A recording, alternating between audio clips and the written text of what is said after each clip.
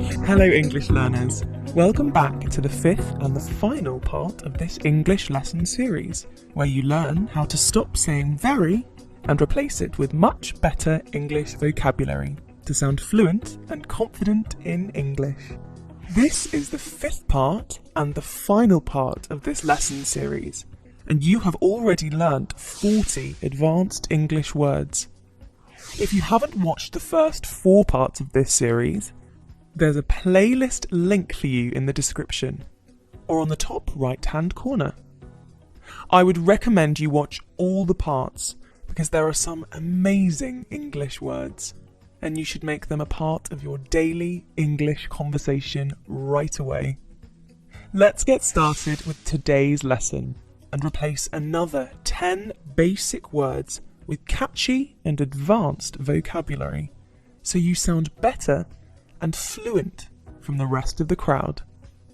Sounds exciting? I am sure it sounds exciting.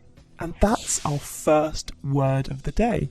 Very exciting. Very exciting. I have a better word instead. You could say it's exhilarating. Exhilarating. The pronunciation is exhilarating. Seems like a long word. It is a 5-syllable word, and you have to lay stress on exhilarating. Exhilarating. Say it with me. Exhilarating. Exhilarating. Excellent. My first skydiving was an exhilarating experience. Of course, when you jump from 21,000 feet above the ground, it cannot just be exciting. It has to be an exhilarating experience. Exhilarating. Now it's your turn. I want you to practice making sentences with me and write them in the comments. It helps you remember new words. You can pause the video for a few seconds, post your comment, and proceed. I would love to read your sentences. Next up on the list is very competitive. A better word to replace it would be cutthroat. Cutthroat. It's mostly used in business communication. When you compete intensely, it involves using extreme measures. Because you have to win. It can be called a cutthroat situation. It's like a do-or-die situation. The smartphone market is quite cutthroat. Every new launch is packed with dozens of new features at a much affordable price. Great for consumers, huh? Now that brings us to the next word. Very cheap. Very cheap.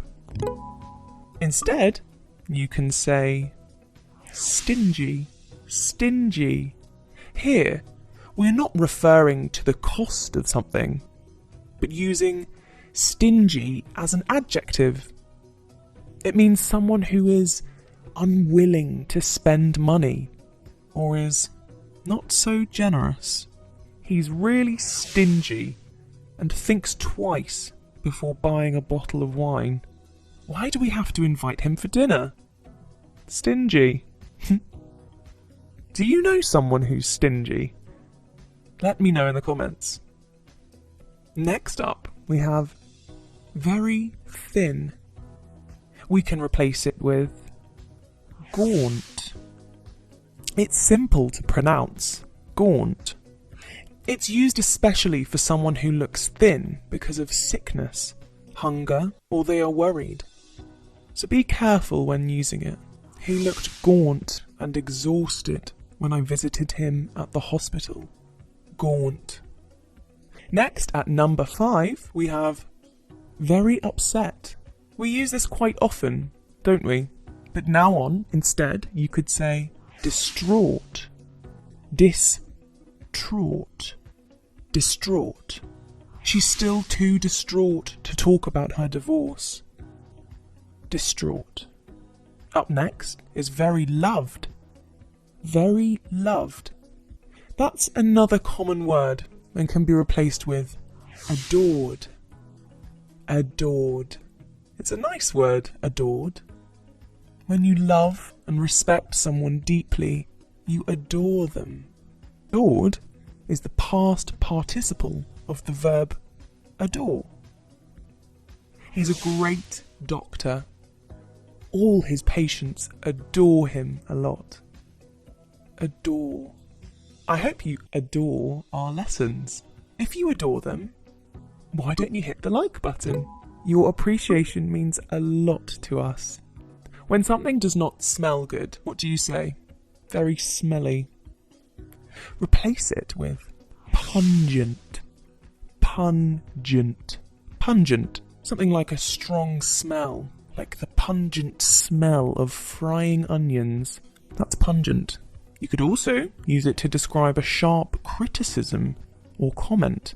Since my brother never cleans his closet, there is a pungent smell coming from that area of his room. Pungent. Next up, very silent. It can be replaced with an interesting word, tranquil. Tranquil. The pronunciation is tranquil. The stress is on the first part of the word, tranquil. The bustling cities lay tranquil during the lockdown. Tranquil. Here's the next one. Very cute. Instead, you could say fetching. Fetching. It's so fetching to see the baby crawl. Go grab the camera. I want to film it. Fetching. I'm sure that's a new word for you. Use it in your conversations. When you find something cute. Fetching. Next we have very empty. You can say desolate. Desolate. Desolate. Some place that's not attractive, isolated with no people, is a desolate place. You can also use it to describe a feeling of loneliness or sadness. Desolate. After the fire, the neighbourhood burnt to a desolate waste. She felt desolate. Let's revise quickly what we've learned today. Very competitive, cutthroat. Very exciting, exhilarating. Very cheap, stingy. Very thin, gaunt.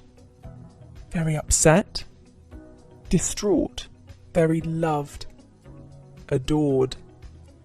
Very smelly, pungent. Very quiet, tranquil. Very cute, fetching. Very empty, desolate. That concludes the 5-part lesson series. You have learnt 50 new and advanced English words to use instead of very. Try making sentences using these words. It would help you remember them faster. Don't be a word bore. Use these new words in your everyday conversations.